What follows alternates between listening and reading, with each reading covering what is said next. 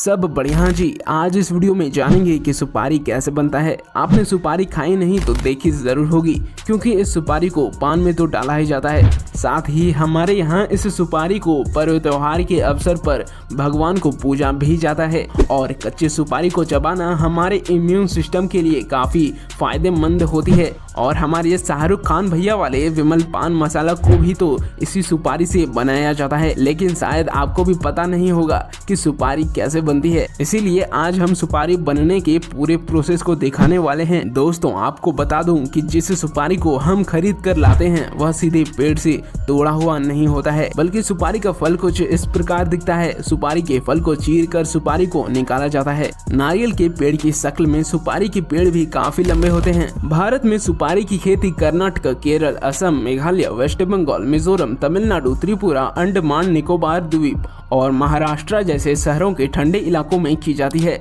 दिसंबर से फरवरी माह के बीच इनके पेड़ों में फल आना शुरू हो जाते हैं। इनके फल हूबहू खजूर की तरह दिखते हैं। इनके फल एक झुंड में फरते हैं और जब इनके फल सही साइज में बड़े हो जाते हैं तब मई से जून महीने में सुपारी के फलों की हार्वेस्टिंग की जाती है, जिसके लिए वहाँ के वर्कर्स धारदार हथियार की मदद से पेड़ के ऊपर चढ़कर सुपारी के फल के टहनी को काट कर नीचे गिराते हैं, क्योंकि इतनी ऊंचाई पर चढ़ने के बाद पैर फिसलने पर इनकी जान भी जा सकती है। इसीलिए यह काम केवल वहाँ के ट्रेंड वर्कर्स ही करते हैं। अब सारे सुपारी से लदे टहनियों को अगले प्रोसेस के लिए भेजा जाता है, जहाँ पर उन सुपारियों की टहनियों से सारे फलों को पीट कर अलग किया जाता है। इस काम को करने में काफी मेहनत लगता है, तो इनके मेहनत के लिए एक लाइक तो बनता है।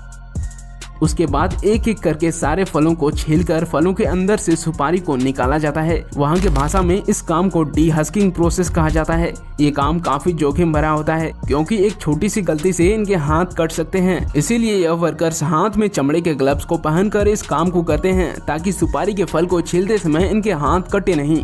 यहाँ पर लगभग 100 से भी ज्यादा वर्कर्स इस काम को करते हैं। कहा जाता है कि इनके पूर्वज भी इसी काम को करते आए हैं, यहाँ तक कि इनके बच्चे भी इस काम को बड़ी तेजी से कर लेते हैं।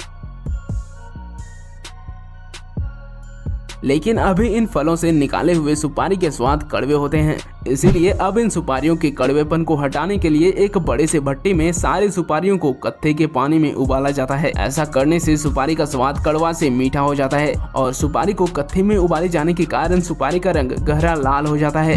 अब लगभग 10 दिनों तक इनको कड़ी धूप में इसी तरह सुखाया जाता है और समय समय पर इनको पलटा भी जाता है, ताकि सारे सुपारी अच्छी तरह से सूख कर तैयार हो सके। अब सारे सुपारी सूख जाने के बाद कुछ महिलाएं वर्कर्स इनमें से खराब सुपारियों को छांट कर अलग करती हैं और अब इन तैयार सुपारियों को गुटखा बनाने वाले फैक्ट्री में भेज दिया जाता है, जहां इनको छोटे छोटे टुकड़ों में बांटकर इनसे गुटखा बनाया जाता है।